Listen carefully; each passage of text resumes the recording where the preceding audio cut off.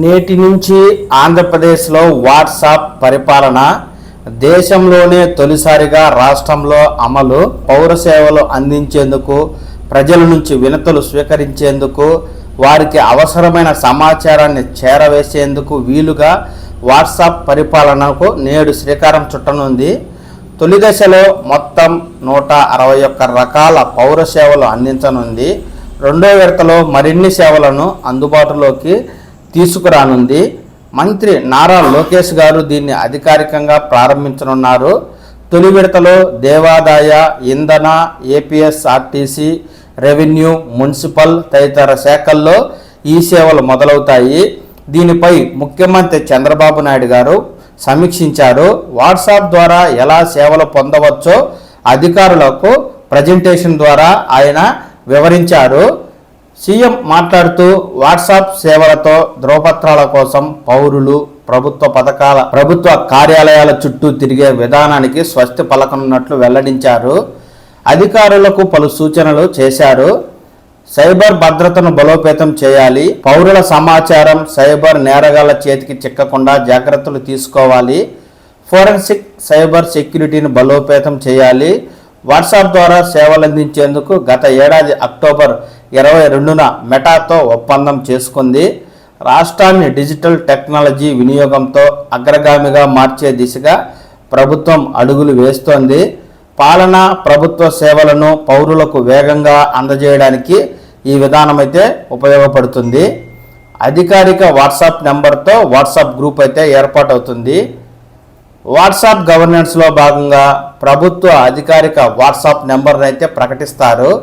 ఆ అకౌంట్కు verified tag, tick mark కూడా ఉంటుంది. ప్రభుత్వం ఏదైనా సమాచారాన్ని పౌరులకు చేరవేయాలంటే ఈ వాట్సాప్ ఖాతా ద్వారా సందేశాలు పంపిస్తుంది. ఒకేసారి కోట్ల మందికి సమాచారం చేరుతుంది. వరదలు, వర్షాలు, విద్యుత్ సబ్స్టేషన్ మరమ్మతులు, వైద్యారోగ్య, వ్యవసాయ, అత్యవసర, పర్యాటక, మౌలిక వసతుల అభివృద్ధి సమాచారం వంటివి అందిస్తారు. ప్రజలు వినతుల ఫిర్యాదులు ఇవ్వాలనుకుంటే ఈ వాట్సాప్ నెంబర్కు మెసేజ్ చేస్తే వెంటనే ఒక లింక్ వస్తుంది. అందులో పేరు, ఫోన్ నెంబర్, చిరునామా తదితరాలు పొందుపరిచి వారి వినతిని టైప్ చేయాలి. వెంటనే వారికి ఒక రెఫరెన్స్ నెంబర్ వస్తుంది. దాని ఆధారంగా తమ వినతి పరిష్కారం ఎంతవరకు వచ్చింది, ఎవరి వద్ద ఉంది అనేది పౌరులు తెలుసుకోవచ్చు. ఎలాంటి సమస్యనైనా ఇక్కడ విన్నవించవచ్చు. ప్రభుత్వ సంక్షేమ పథకాలు, అభివృద్ధి కార్యక్రమాలకు సంబంధించి అర్హతలు, ఆయా పథకాల ద్వారా కలిగే లబ్ధి తదితర అంశాలన్నిటి గురించి ఈ వాట్సాప్ నెంబర్ మెసేజ్ చేసి పౌరులు తెలుసుకోవచ్చు. రాష్ట్రంలోని పర్యాటక ప్రదేశాల సమాచారాన్ని వాట్సాప్లో పంపిస్తారు. మీకు కావాల్సిన ప్రదేశాన్ని ఎంపిక చేసుకుని టికెట్లు, వసతి సహా అన్ని రకాల సేవలను బుక్ చేసుకోవచ్చు. దేవాలయాల్లో దర్శనాల స్లాట్లు, వసతి బుక్ చేసుకోవడం, విరాళాలు పంపడం వంటివి కూడా చేయవచ్చు. అలాగే ధ్రువపత్రాలను కూడా పొందవచ్చు. ఓబీసీ, ఈడబ్ల్యూఎస్, ఆదాయ, నో ఎర్నింగ్ ఇలా వివిధ శాఖలకు సంబంధించి అనేక సర్టిఫికెట్లు వాట్సాప్ ద్వారా పొందవచ్చు. ముఖ్యమంత్రి సహాయ నిధికి చేసిన దరఖాస్తుల స్టేటస్ కూడా తెలుసుకోవచ్చు. విద్యుత్ బిల్లులు, ఆస్తి పన్నులు వంటివి ఈ అధికారిక వాట్సాప్ ద్వారా చెల్లించవచ్చు. ట్రేడ్ లైసెన్సులు వంటివి పొందవచ్చు.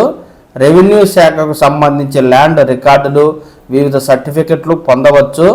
APSRTC ticket booking, cancellation, journey reminding, tracking service, refund, feedback తదితర సేవలు కూడా పొందవచ్చు అంటూ ఆంధ్రప్రదేశ్ ప్రభుత్వం ఈ వాట్సాప్ గవర్నెన్స్ని అయితే ఈ రోజు నుంచి ప్రజలకు అందుబాటులోకి తీసుకురానుంది.